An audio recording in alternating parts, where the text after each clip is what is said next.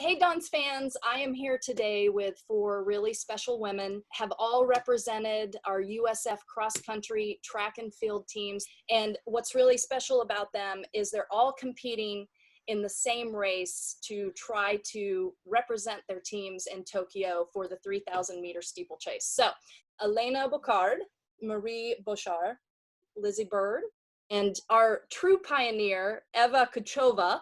On all of your resumes, you all were doing under 20, under 23. You were competing for your country, for the European championships, and so forth.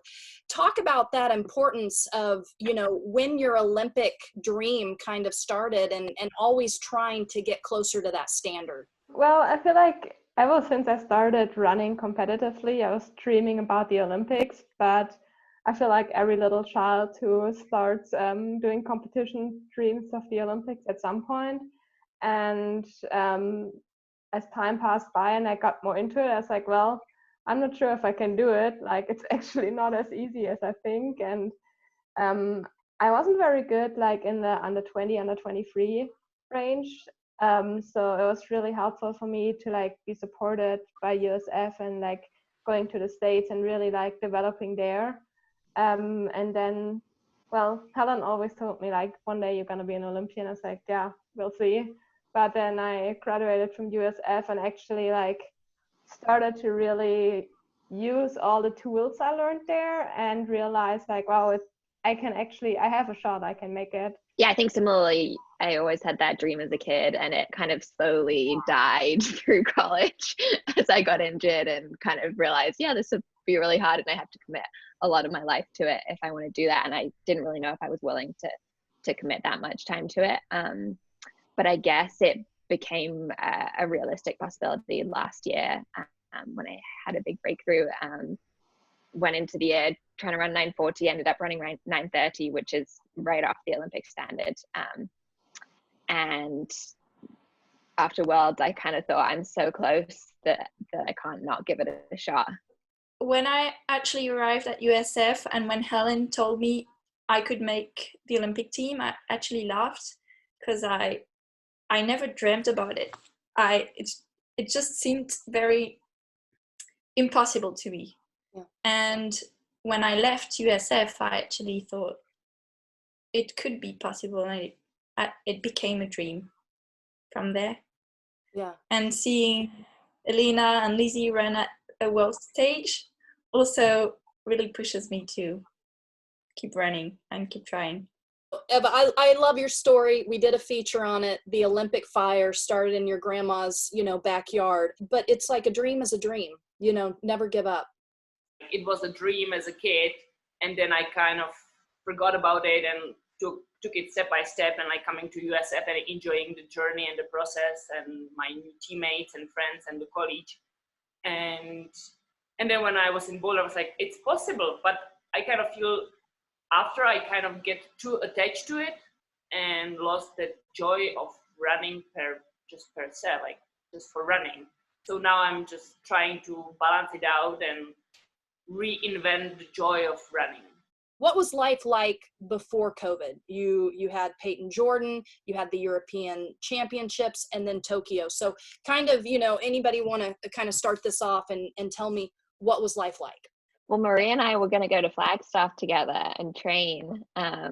We both had a spot in this sponsored house for April and would have had a month there to just, I think, first time doing like proper altitude training for me. I don't know about Marie. I don't know if you've done altitude training before. Yeah.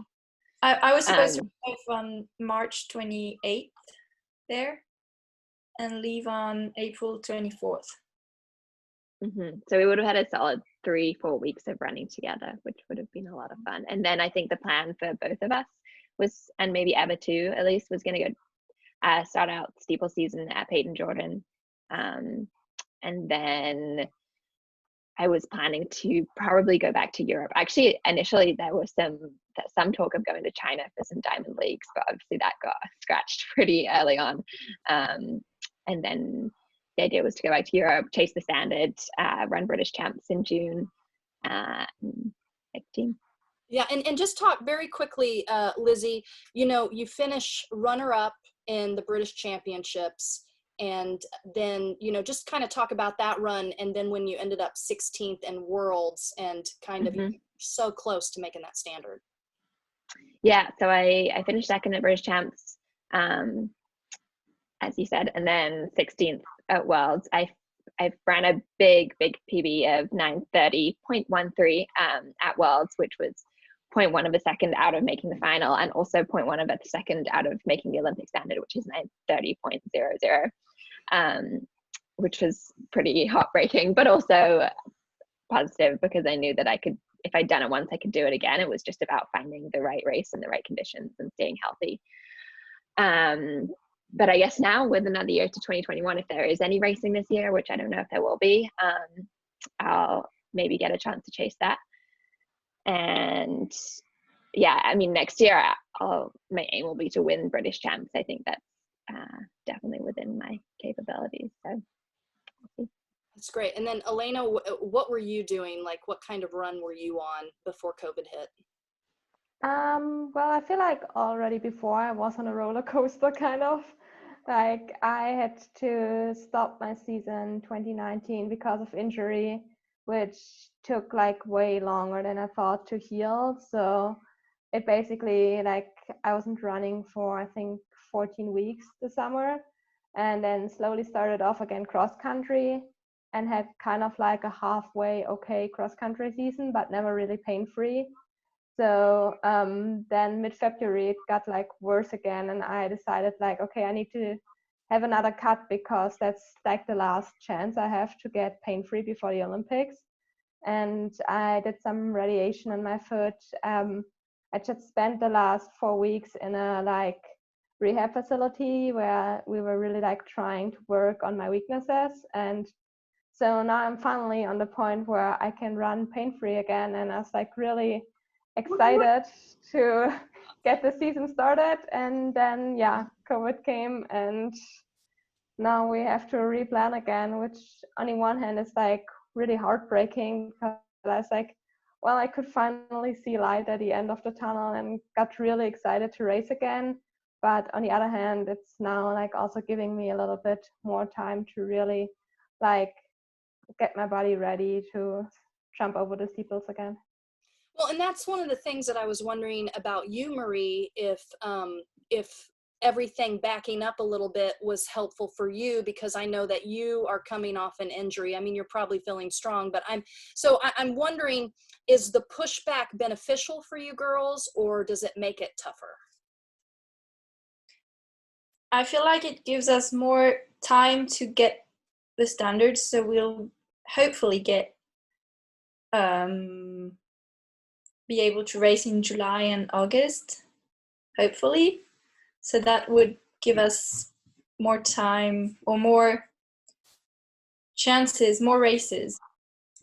And hopefully we'll meet all 4 of us in Paris for the European Champs. Well, do you think it's gonna happen? Hopefully. Hopefully. Yeah. For now, they said they would give us an answer by end of April. You girls had mentioned just a little bit before we came on this interview, is that, you know, you girls are kind of not professional runners, right? Lizzie, can you explain to me how this is a little bit harder on you girls because you're not making any money and, you know, you're kind of doing what you love?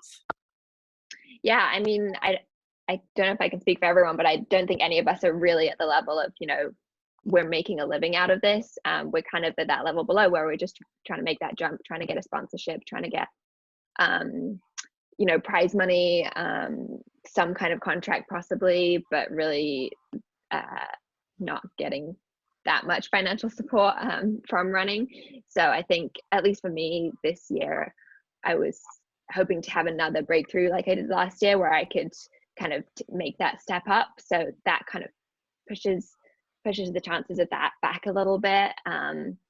And I think as well for me personally, I'd put off going to law school for a year. So I'd put everything into running this year, and now I have a place at law school starting in August. So I can't really push it off any further. So I'll probably be trying to do both for 2020, 2021, probably in Boulder with Eva, which will be a lot of fun. But it just, yeah, it does make it a little more challenging, because I know, like, for a lot of people at our level, you kind of plan to take some time off, or to really focus for the year building up to the Olympics. And when that's pushed, that you kind of have to figure out how to juggle the rest of your life to make it fit the new schedule. Yeah, and Eva, talk about some of the challenges that you're going through. I know you're really lucky. You've got this great host family in Boulder that, just kind of talk a little bit about that. Yeah, no, I totally agree with Lizzie, and it's interesting to think how privileged and spoiled we were while we were at USF, where everything was taken care for of us. And yeah, I wouldn't be able to follow my dreams without this amazing community and this host family that's been embracing me in their Boulder household, which is an amazing place where I find inspiration and motivation. But yeah, like, I've been doubting myself all the time, like, why I'm doing this, like, and how about, like, you don't make it, like, is it worth of doing this, which has been the challenge I've been dealing with mostly.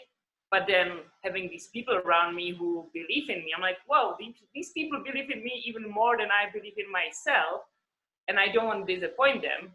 Yeah, it's a process, it's a journey, it's an adventure for sure.